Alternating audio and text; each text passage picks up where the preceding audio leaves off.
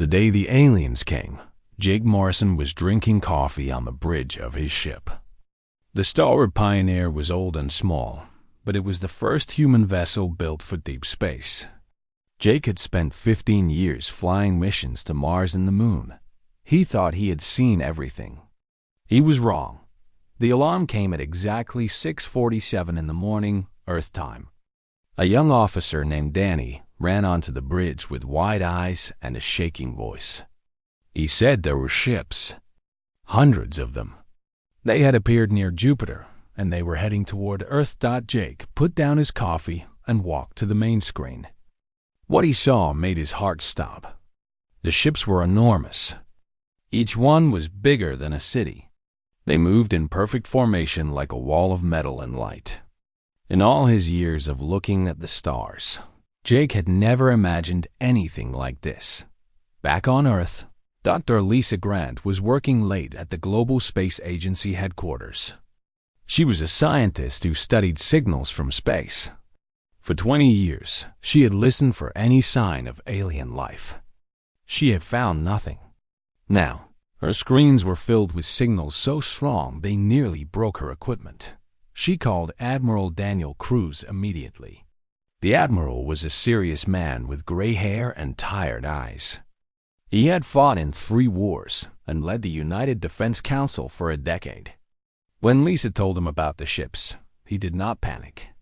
He simply asked how long they had before the ships reached Earth. Lisa checked her data.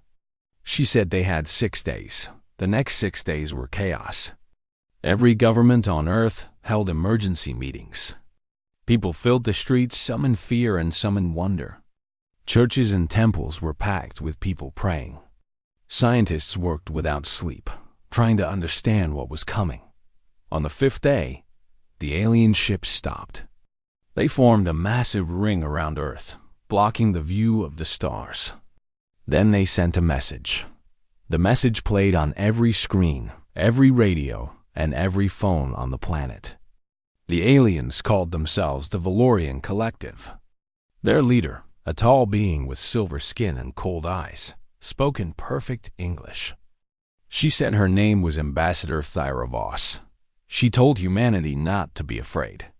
She said the Valorians had come to protect Earth from a terrible enemy called the Carax Dominion. The Carax were destroyers, she said. They moved from world to world, burning everything in their path. The Valorians had saved many species from this fate, and now they would save humanity too. But there was a condition. Thyra Voss said that for their own safety, humans must give up all their spaceships. They must stay on Earth and let the Valorians handle everything beyond the atmosphere. She called it a small price for survival. Admiral Cruz watched the message with a stone face. When it ended, he turned to his advisors and asked what they thought. Half of them wanted to accept. They said humanity had no choice. The Valorian ships were too powerful. Fighting them would be suicide. The other half were suspicious. They asked why the Valorians wanted humans to give up their ships. If they were truly protectors, why did they need to cage humanity on its own planet? Jake Morrison was thinking the same thing. He had moved his ship behind the moon to stay hidden from the alien sensors. From there, he watched the Valorian fleet and studied their movements. Something felt wrong. Protectors did not act like prison guards. Dr. Lisa Grant found the first clue. She noticed that the Valorian public broadcasts were different from their private communications. The public messages talked about protection and safety, but the private signals, which Lisa had partially decoded, used different words. Words like harvest and containment and processing. She brought her findings to Admiral Cruz. The Admiral listened carefully. Then he asked her to keep working. He told her to tell no one else. If the Valorians were lying, humanity needed to know the truth before making any decisions. 3 days passed. The Valorians grew impatient. Ambassador Thyra Voss came down to Earth in a shuttle that landed in New York City. She walked through the streets like a queen, surrounded by guards in silver armor. She did not smile. She did not wave. She simply looked at the humans around her like a farmer looks at cattle. She met with the leaders of every nation in a building at the United Nations. The meeting lasted 8 hours. When it ended, the human leaders looked shaken. Thyra Voss looked annoyed. She had given them an ultimatum. Humanity had 72 hours to agree to Valorian protection. If they refused, the Valorians would be forced to take necessary containment measures. She did not explain what that meant. She did not need to. Everyone understood the threat. Jake Morrison received a secret message from Admiral Cruz that night. The Admiral told him to stay hidden and keep watching. He said he did not trust the Valorians, but he could not say so publicly. He needed Jake to be his eyes in space. Jake agreed. But he knew that watching would not be enough. If the Valorians were enemies pretending to be friends, humanity would need to fight. And right now, they had no idea how. He looked out the window of his ship at the massive alien fleet. The ships hung in space like sleeping giants. They were beautiful and terrifying at the same time. Jake thought about his wife and daughter back on Earth. He thought about all the people who were counting on leaders like him to keep them safe. He made a decision. He would not just watch. He would find a way to fight. He did not know how yet, but he knew one thing for certain. Humanity had not survived ice ages, plagues, and world wars just to become someone else's property. The clock was ticking. 72 hours. That was all the time humanity had to decide its fate. And somewhere in the shadows of the moon, Jake Morrison began planning humanity's first act of defiance. The Valorians thought they had already won. They had done this many times before to many species. They expected fear. They expected surrender. They expected humans to behave like all the others. They had no idea whom they were threatening. The Valorian mothership was the size of a small country. It floated above Earth like a second moon, blocking the sun for hours at a time. Inside, Ambassador Thyra Voss stood before a massive window and watched the blue planet below. She had done this many times with many worlds. The pattern was always the same. First came fear, then acceptance, then obedience.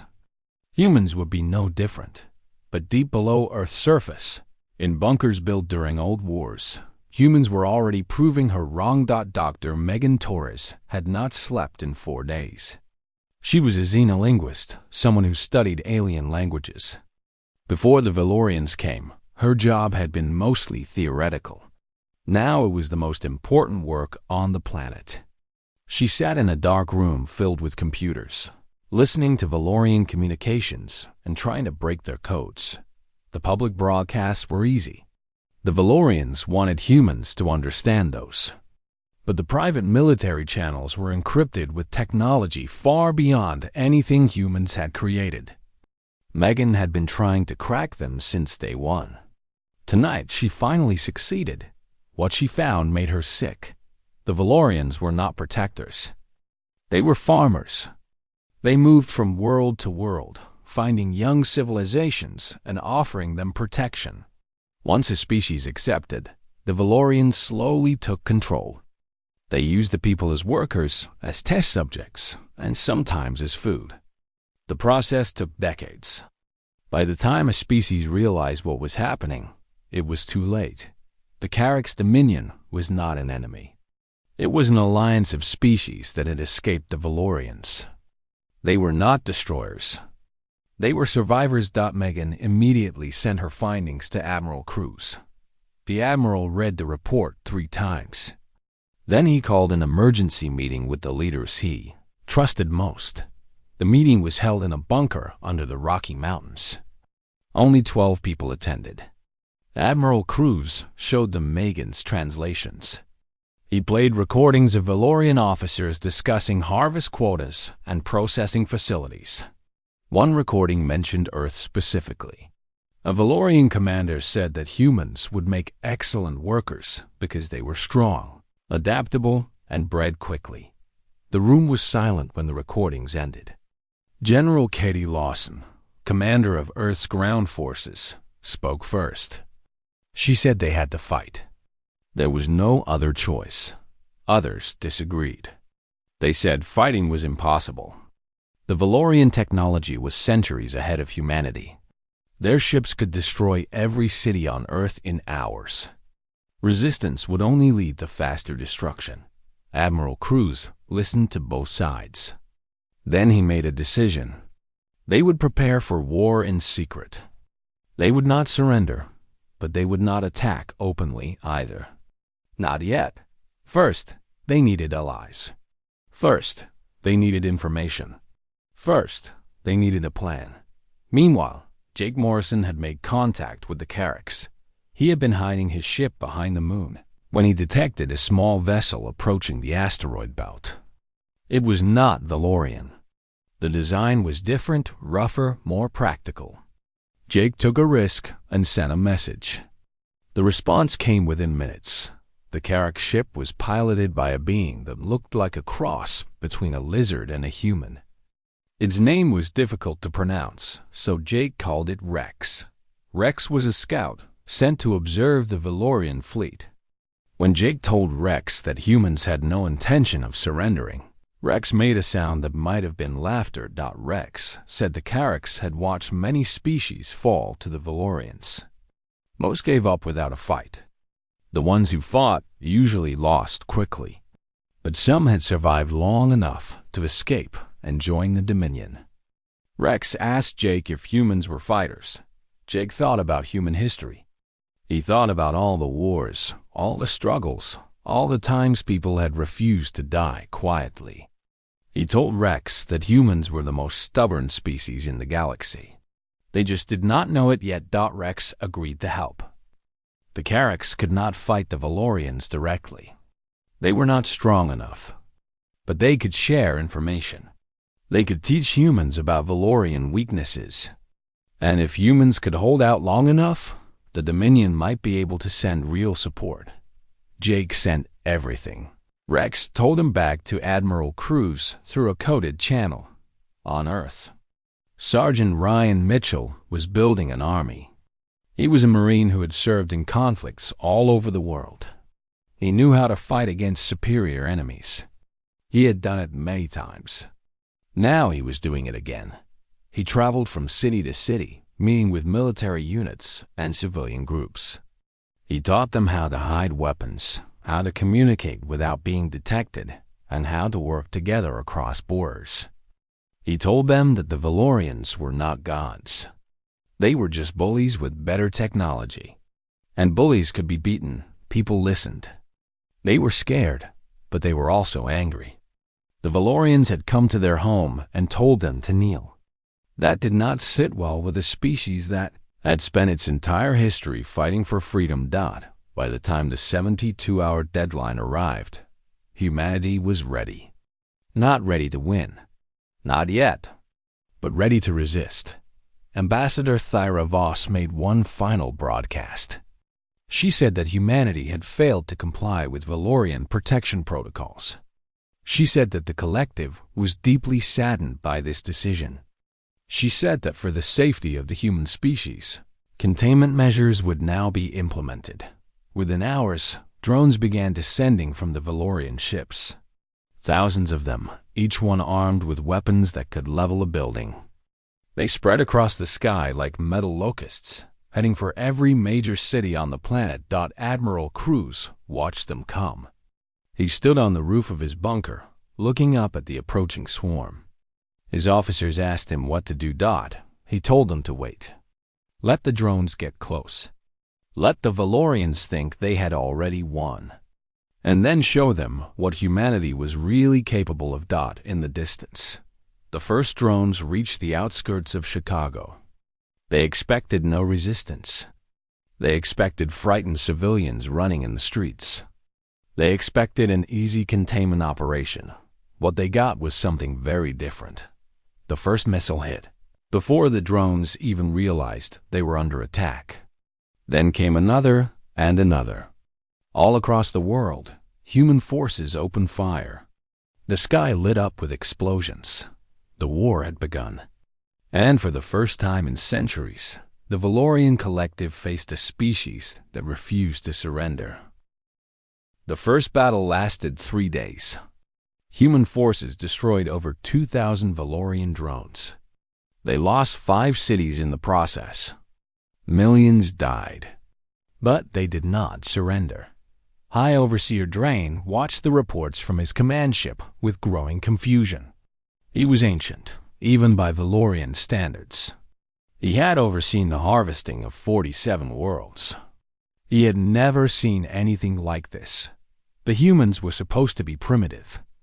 They had only left their planet a few decades ago.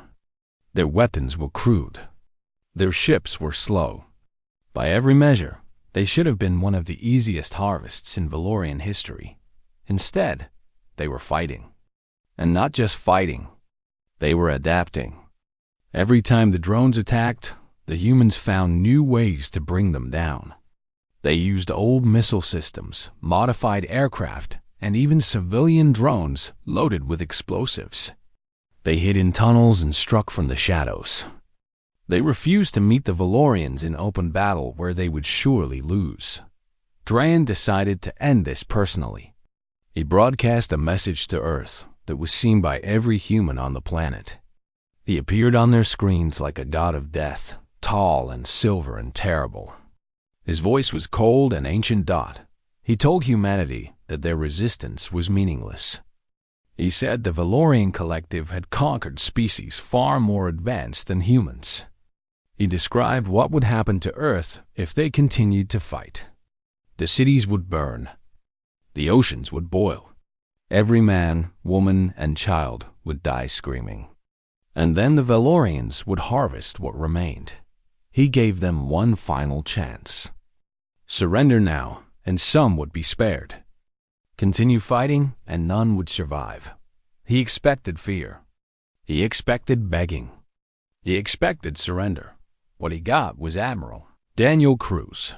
The Admiral appeared on every screen just minutes after Drayan finished his threat. He stood in a simple room, wearing his uniform, looking directly at the camera. Behind him was a screen showing images from human history. Cruz spoke calmly. He did not yell. He did not threaten. He simply told the truth. He said that humanity had been fighting since the beginning. The images behind him showed ancient battles, medieval wars, and modern conflicts. He talked about how humans had killed each other for thousands of years over land, resources, and ideas. He showed pictures of the world wars, where millions died and cities were reduced to rubble. Then he showed the other side of human history. The plagues that killed half of Europe and how humans rebuilt. The ice ages that nearly ended the species and how humans survived. The asteroids, the earthquakes, the floods, and the fires. Every disaster that should have wiped humanity out. And every time humans refused to die, he talked about how humans had split the atom and walked on the moon. How they had cured diseases that killed millions and built machines that could think. How they had done all of this while fighting each other constantly. Then he looked directly at the camera. His voice was still calm, but there was something dangerous in his eyes. He said that the Valorians had made a mistake. They had come to Earth expecting to find sheep. Instead, they had found wolves. Wolves that had been fighting each other for so long that they had forgotten how to do anything else. He said that humanity was not brave. Humanity was not noble. Humanity was simply too stubborn to know when to quit. They had survived everything the universe had thrown at them. They would survive this too. And then he said the words that would be remembered for centuries. You have no idea whom you're threatening. The broadcast ended. And then something unexpected happened. People laughed. Not everyone. Not at first. But in bunkers and shelters across the world, people who had been living in fear for weeks suddenly started laughing. It was not happy laughter. It was the laughter of people who had nothing left to lose. The laughter of people who realized that they had been afraid of a bully, and bullies could be beaten. The laughter spread. Soldiers laughed. Children laughed. Old men and women who remembered other wars laughed. They laughed at the Valorians. They laughed at the threat of extinction. They laughed because laughing was better than crying, and dying on your feet was better than living on your knees. High Overseer Drayan watched the human response with growing unease. He had threatened thousands of species. He had seen fear, anger, and despair. He had never seen laughter. He ordered an immediate show of force. The Valorian fleet moved into attack formation. Weapons that could crack planets powered up. Drayan would teach these humans to fear. The attack came at dawn, Earth time. Valorian ships descended on 6 major cities simultaneously. They expected broken defenses and scattered resistance. What they found was an army waiting for them. Captain Jake Morrison led the counterattack from space. His ship, the Starboard Pioneer, had been joined by every human vessel that could fly. They were outgunned and outmatched, but they did not care. They attacked the Valorian supply lines, targeting the ships that carried fuel and ammunition. The Valorians had never fought an enemy that attacked their supply ships. Other species always focused on the warships, trying to destroy the greatest threat first. Humans did not care about glory. They cared about winning. On the ground, General K. Lawson commanded forces that used every trick in the book and invented new ones. They collapsed buildings on Valorian troops. They flooded tunnels. They used the sewers and subways as highways for ambushes. They fought in ways the Valorians had never seen.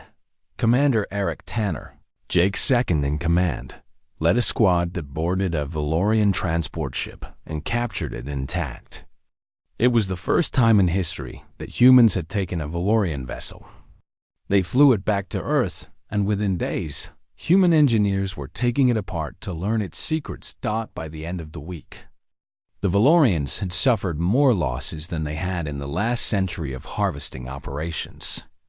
Their perfect record was broken. Their reputation for invincibility was shattered. High Overseer Drayan stood alone on his command deck, staring at Earth. The blue planet hung in space, small and fragile. And yet it had wounded him. It had made him bleed. For the first time in his long, long life, Drayan felt something he had almost forgotten. Fear.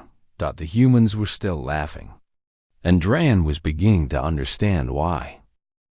The war entered its 2nd month. Earth was burning, but Earth was still fighting.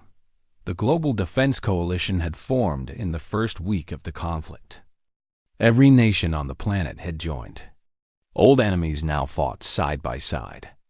Countries that had pointed nuclear weapons at each other for decades now shared soldiers and supplies. For the first time in human history, the species was truly united. Lieutenant Nicole Sanders had become a symbol of this unity. She was a pilot who had shot down more Valorian craft than anyone else alive. Her face was on posters and bunkers across the world. Children drew pictures of her plane. Soldiers wrote her name on their helmets for luck.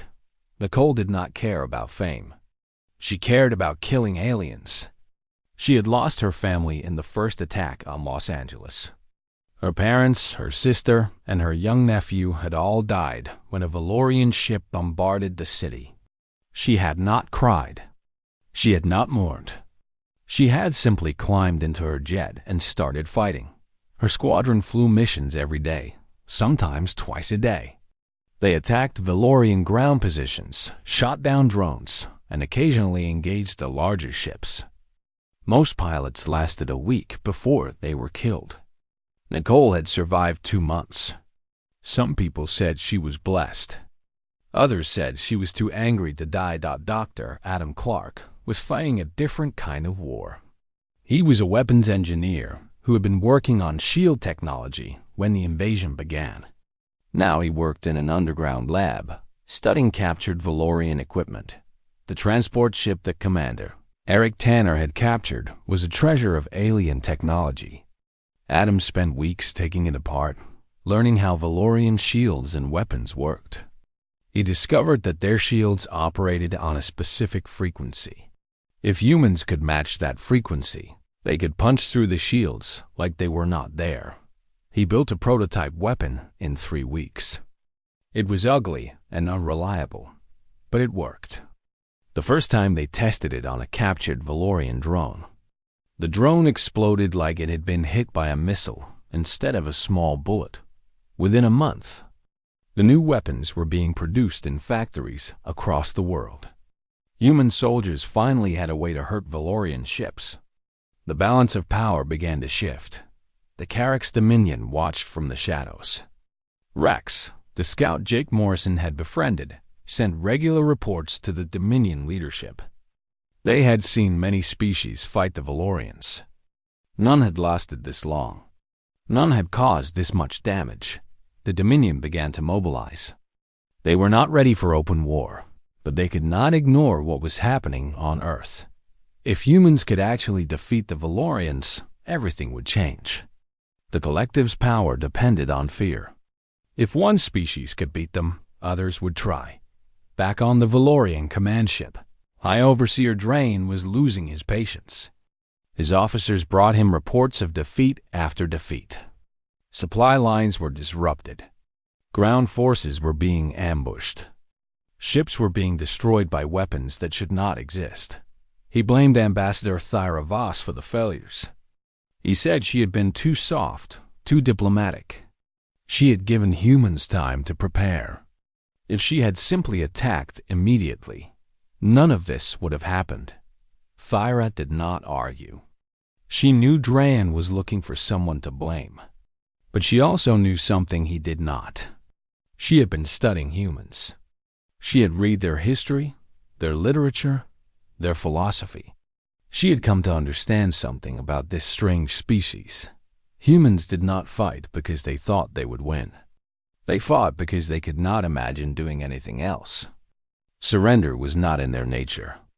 It never had been. Even their own history was filled with examples of small groups fighting against impossible odds, not because they expected victory, but because fighting was who they were. She tried to tell Drayan this.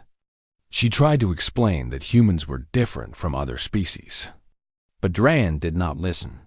He had conquered too many worlds to believe that a primitive species could truly threaten him. He decided to end the war with the greatest weapon in the Valorian arsenal. It was called the Stellar Lance. It was a planet killer, a weapon that could crack a world in half. The Valorians had used it 3 times in their history, always as a last resort. Dran decided that Earth deserved nothing less. The Stellar Lance was a massive satellite that had to be assembled in orbit. It would take 48 hours to power up. Once activated, it would fire a beam of pure energy at Earth's core. The planet would be destroyed in seconds. Drayan announced his plan to his officers. Most of them agreed. Earth had become too dangerous to harvest. Better to destroy it completely and send a message to the rest of the galaxy. Resistance meant extinction, but not everyone agreed. A young Valorian soldier named Valen had been stationed on Earth during the ground campaign. He had seen things that changed him. He had seen human parents shielding their children with their own bodies. He had seen wounded soldiers refusing to retreat because their friends were still fighting. He had seen ordinary people with no training and no weapons, throwing themselves at Valorian troops to buy others time to escape. He had expected to find animals on Earth. Instead, he had found people. People who loved, who dreamed, who fought for each other with a ferocity that took his breath away. He could not be part of their destruction. Valen deserted. He stole a shuttle and flew to the human lines, broadcasting a surrender signal. He was captured, interrogated, and eventually brought to Captain Jake Morrison. Jake expected the alien to beg for mercy. Instead, Valen gave him something far more valuable. He gave him the complete specifications of the Stellar Lance, its location, its weaknesses, and exactly how long humanity had before it was activated. 48 hours. That was all the time they had. Jake immediately sent the information to Admiral Cruz. The Admiral called an emergency meeting.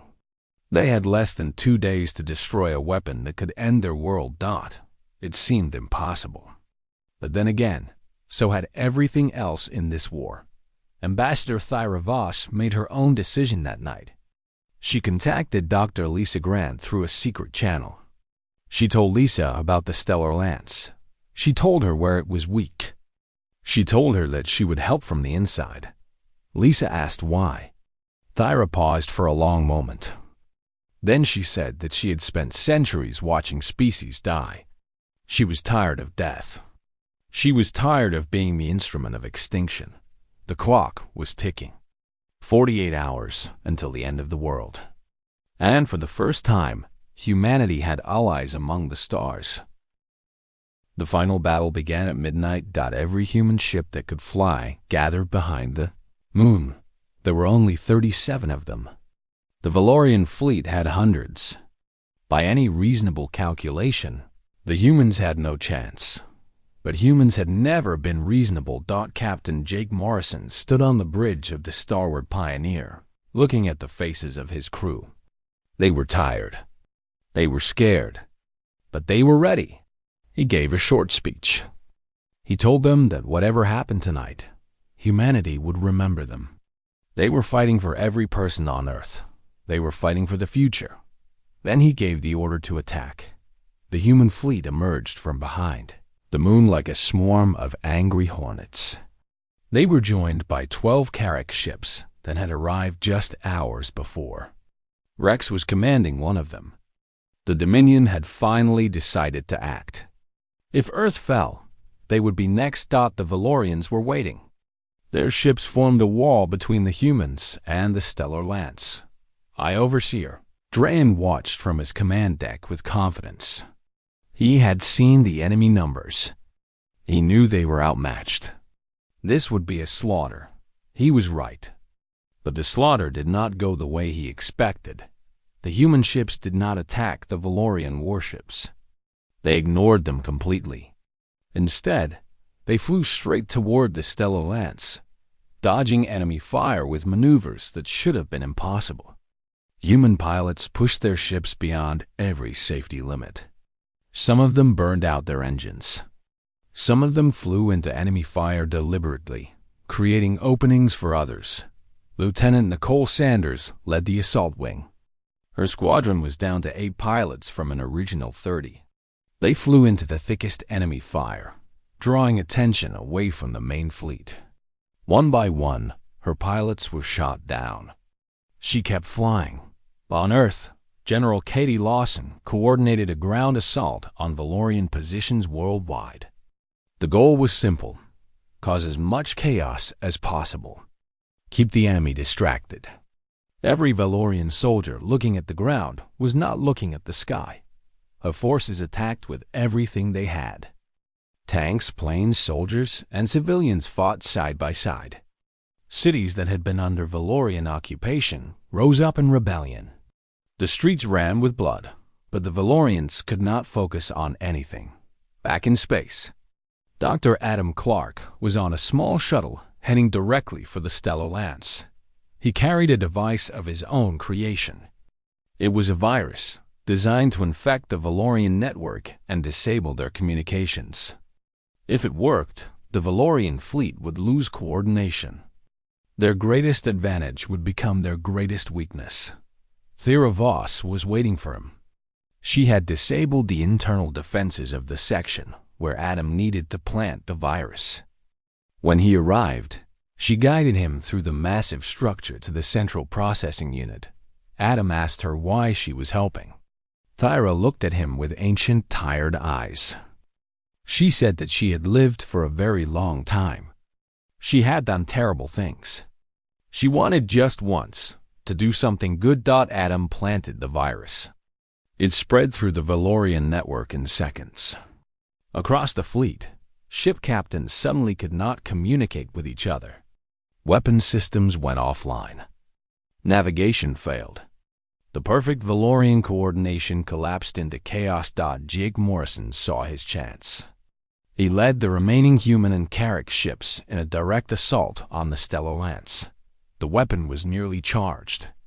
They had minutes left. Sergeant Ryan Mitchell was with Jake. They had assembled a strike team of the best soldiers Earth had to offer. Their job was to board the Stellar Lance and destroy it from within. The boarding was brutal. Valorian guards fought desperately to stop them. Ryan lost half his team in the first corridor, but they kept pushing forward. They had no choice. Jake reached the command center first. High Overseer Drayan was waiting for him. The ancient Valorian looked at Jake with a mixture of hatred and confusion. He asked how this was possible. How could such a primitive species cause so much damage? How could humans fight like this? Jake raised his weapon. He thought about everything humanity had survived. The ice ages, the plagues, the wars, every disaster that should have ended them. He thought about his wife and daughter, waiting on Earth, hoping he would come home. He said that humans have been fighting since before they could walk upright. They had never stopped. They never would. The Valorians had just given them a new enemy. Then he pulled the trigger. Drayan fell. The command center was taken, but the Stellar Lance was still charging. Ryan found the control panel and tried to shut it down, but the system was locked. Valen appeared at the door. He had escaped the Valorian ship and followed the human assault team. He ran to the control panel and entered his command codes. The charging sequence stopped, but the weapon was unstable. The energy that had been building needed to go somewhere. If they did not release it safely, the entire station would explode. Nicole Sanders was still outside, flying cover for the assault team. She heard Jake's transmission explaining the situation. Someone needed to stay behind and manually trigger the release. They would not survive. She did not hesitate. She flew her damaged ship directly into the Stellar Lance's primary exhaust port. Her ship wedged itself into the mechanism, giving the others time to escape. Then she activated her self-destruct. The explosion released the stored energy harmlessly into space. The Stellar Lance was destroyed. Nicole Sanders died a hero. The Valorian fleet, leaderless and broken, began to retreat. Some ships tried to fight. Most did not. They had never experienced defeat before. They did not know how to handle it. The war was over. Humanity had won. The cost was terrible. Billions had died. Cities were ruins. The planet would take decades to rebuild. But Earth was free, and it would stay free. In the weeks that followed, the Carrick's Dominions sent a formal alliance proposal. Other species, encouraged by humanity's victory, began reaching out. The Valorian collective retreated to their core systems. Their empire shaken for the first time in millennia. Thyravos and Valen stayed on Earth. They became ambassadors for a new Valorian faction that rejected the old ways. They helped humanity understand the galaxy and prepare for the challenges ahead. Captain Jake Morrison returned to his wife and daughter. He was called a hero, but he always said the real heroes were the ones who did not come home. Admiral Cruz retired. General Lawson took his place. Dr. Grant began building a galactic communication network. Dr. Clark kept inventing new technologies. And somewhere in the rebuilt cities of Earth, people looked up at the stars with new eyes. They had been prey. They had become hunters. The universe would never underestimate them again. And in the records of 100 worlds, a new story was told. The story of a small blue planet that had laughed in the face of extinction, fought against impossible odds, and roared back so loudly that the stars themselves trembled. Humanity was awake, and they were just getting started.